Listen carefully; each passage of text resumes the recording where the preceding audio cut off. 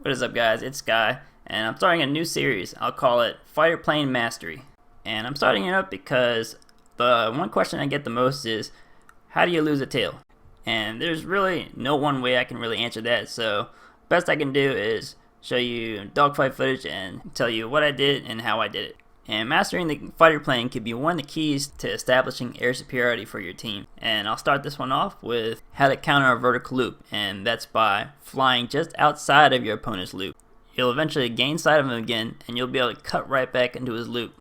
Maxing out your third person vehicle FOV setting can really help in helping keep your opponent in your sights. And here, he thinks he lost me, but he better think again. And you'll see here, I'll spot him before it turns out of view, and you'll see here that the vertical loop is kind of this guy's go-to move, but you'll see me do the exact same thing again, turn just outside of his loop, and then cut right back into it.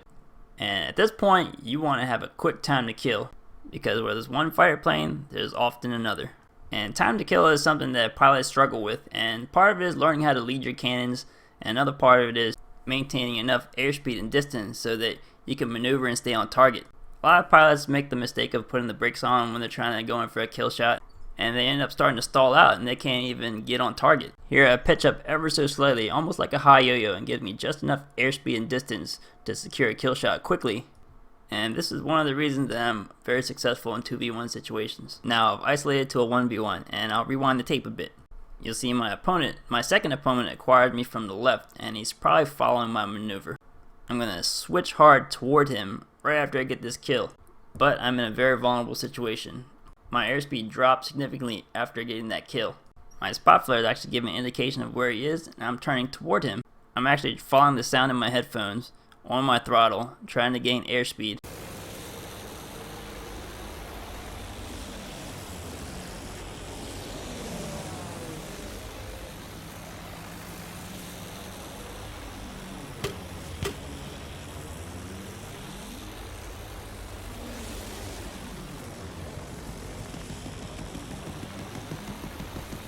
At this point, my opponent actually ends up breaking off, and I actually missed sight of him, but my spot flares and the sound of my headphones tell me that he's not nearby. So at this point, I'm just trying to keep my airspeed and elevation high, so when I do catch sight of him, I can make a move and I'll have the advantage. And sure enough, I do, and I can secure a quick kill shot.